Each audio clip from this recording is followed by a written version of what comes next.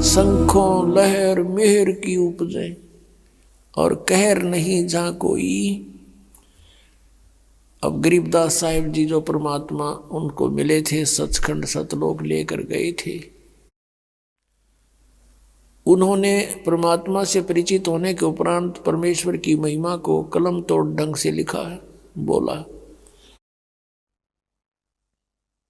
कि शंखों लहर मेहर की उपजे और कहर नहीं जहां कोई।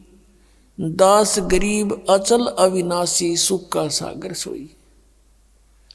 शंखों लहर मेहर की उपजे, जैसे कभी किसी समय कभी कभी ऐसा होता है, एकांत स्थान पर बैठे हों, आत्मा के अंदर एक ऐसी हिलोर उठती है, सभी अपने से नजर आते हैं, किसी के प्रति द्वेष नहीं रहता। शत्रु ने कितना ही हमें सता रखा होता, कई बार उसके प्रति कोई द्वेष ही नहीं रहता। परमात्मा की ऐसी मेहर होती है। वो मेहर की लहर थी, सबके ऊपर कृपा बरस रही थी, और उसके जाने के बाद फिर वही सती थी। एज इट इज कोशिश करने से भी वो लहर नहीं फिर दोबारा आती। तो परमात्मा कहते हैं वो मेहर की लहर आई थी, उसके बाद सब कहर की लहर होगी। अशांत बनाए रखती है हमारे को। तो कहते हैं वहां सतलोक के अंदर ऐसी शंखों लहर मेहर की उपजे, क्योंकि वह बॉडी दूसरे टाइप की है।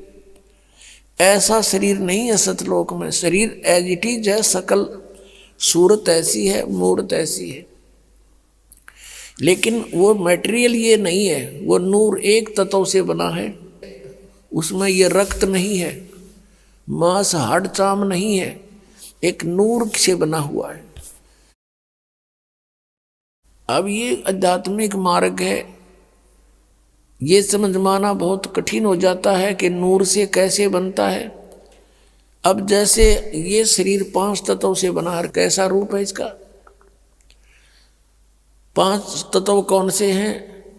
पृथ्वी, आकाश, अग्नि, जल, वायु, ये 5 इसके। और इसमें ये 5 कहीं नजर नहीं आ रहे, कहीं नहीं दिखाई देते। ऐसे ही एक नूर से वहाँ हमारे शरीर बनते हैं। उनमें ना बीपी हाई होता, ना कभी लो होता, ना कैंसर होती, ना किसी प्रकार का कोई संसारिक झंझट। वहाँ कोई काम नहीं आपको।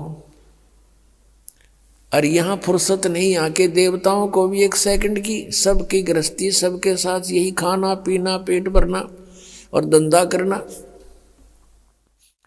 सारा जीवन प्राणी इस शरीर के पोषण में ही व्यतीत कर देता है। सुबह उठता है, उठते ही चाय पानी खाना बनाओ खाओ, फिर काम पर जाओ, दोपहर में फिर खाओ, फिर अपना काम करो, फिर शाम में खाओ, और फिर उठते फिर चलो। आजीवन तक यही करते करते इस शरीर से कार्य लेने के लिए इसमें पहले हमने आहार डालना पड़ता है, और इसी व्यवस्था में सारा जीवन व्यर्थ हो जाता है। और वहाँ सतलोक में जाकर के कोई काम नहीं, राग द्वेष नहीं, भाई बंटवारा नहीं, बिल्कुल सब सदाबहार वृक्ष है। ये राधा स्वामी, धन धन सतगुरु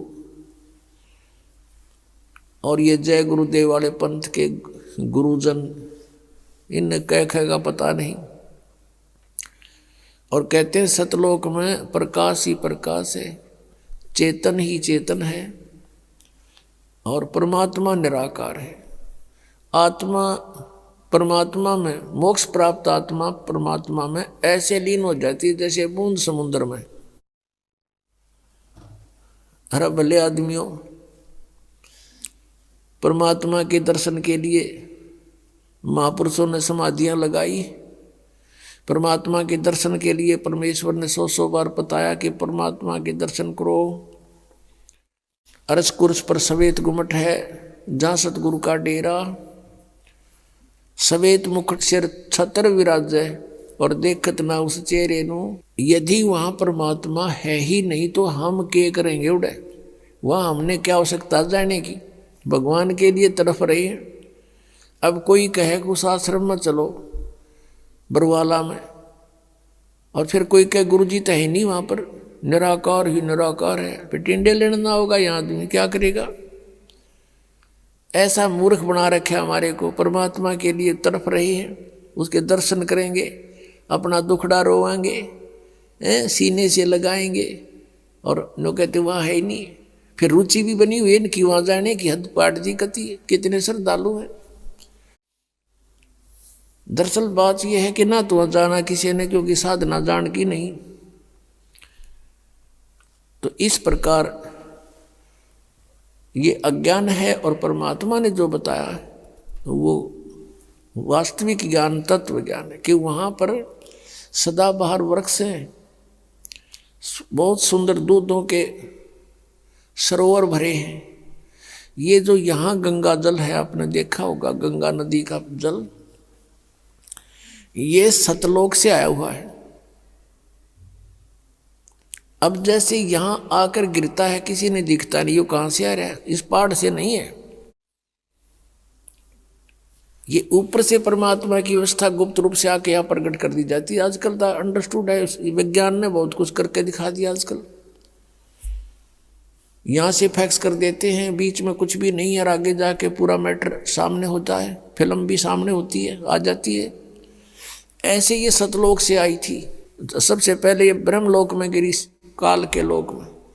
सब जगह इनके एक जटा कुंडली डैम बने हुए हैं, वहाँ से ओवरफ्लो होकर फिर वहाँ से चल पड़ती है, वास रूप बन करके फिर दूसरी जगह के बर्फ रूप धारण करती है, वहाँ से फिर ये मेल्ट होकर के जल बन जाती है, फिर आगे चलती। ऐसे ही यहाँ आकर के गिरी हुई है।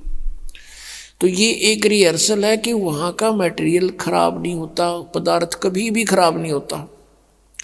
गंगा जल को आप कितने ही दिन तक रखो वो खराब नहीं होगा, उसमें गंदा नहीं होगा। और दूसरा आपको प्रमाण दिखाते हैं कि हम इस परमेश्वर की अमर वाणी का पाठ करते हैं, जो यहाँ यज्ञ होता है, और यहाँ पर ये जल रखते हैं। एक सिंपल जल होता है यहाँ आम टूटियों का भरा हुआ, और इसको फिर परमात्मा की वाणी इसके ऊपर चलती है, मंत्र करते हैं, ये वाणी चलती है, मंत्र हैं भगवान के, ये सत्संग होता है, ये सब उसके ऊपर उस जल को अमृत बना देते हैं। गंगा से भी उत्तम बन जाता है वो। गंगा तो एक जल का काम करता है, और वो एक बहुत प्रबल अमृत बन जाता है। और उसको कितने दिन तक रखिए आप, कभी खराब नहीं होता। हमारे पास रखा है सन 1996 का, 1996 का ये अमृत रखा हुआ आज तक एक बोतल में, और एज इट इज है।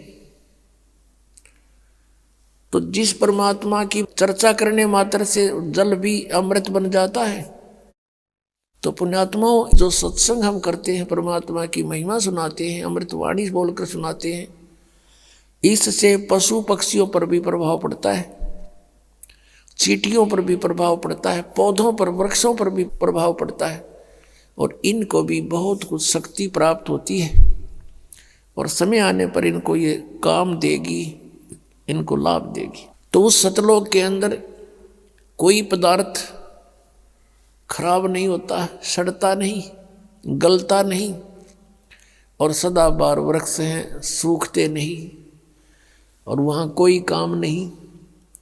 परमात्मा की याद में आत्मा भीगी रहती है, मस्त रहती है, बहुत आनंद रहता है, चर्चा चलती है, ऐसे मंडलियाँ बैठकर बतलाती हैं, और नीचे के दुखों को देखकर आंखों में आंसू आते हैं कि कैसे रजा हुई परमात्मा, हम कैसे निकला इस गंदते हैं। वहाँ जाकर जब नीचे को देखते हो ना, इसमें सड़ांध आती है, इस 21 ब्रह्मांड में तो सड़ांध, बुद्धबू दुर्गंध आती है।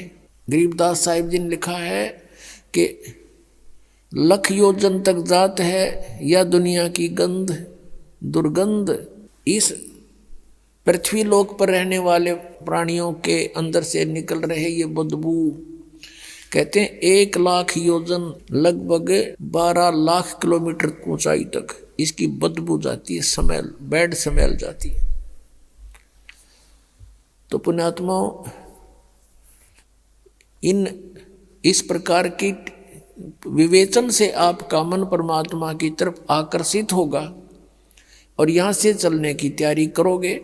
अन्यथा हम इसी व्यवस्था को फाइनल मान चुके हैं, मृत्यु तो होनी ही है, लेकिन मृत्यु से पहले बच्चों का विवाह हो जावे और इनको भी भगवान संतान दे दे, इनका रोजगार ठीक हो जाए, फिर हम बेशक मर जावा। हमने इतना फाइनल कर रखा, बस ये हमारी फाइनल सोच है।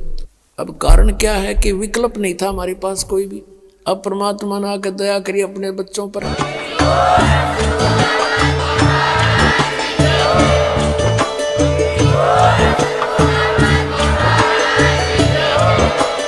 आप सुन रहे थे जगत गुरु तत्वदर्शी संत रामपाल जी महाराज जी के मंगल प्रवचन। अधिक जानकारी के लिए विजिट कीजिए हमारी वेबसाइट www.jagatgururampalji.org। संत रामपाल जी महाराज जी द्वारा ऑनलाइन निशुल्क नाम दीक्षा दी जा रही है। अपने नजदीकी नाम दीक्षा केंद्र का पता करने के लिए संपर्क करें 8222880541।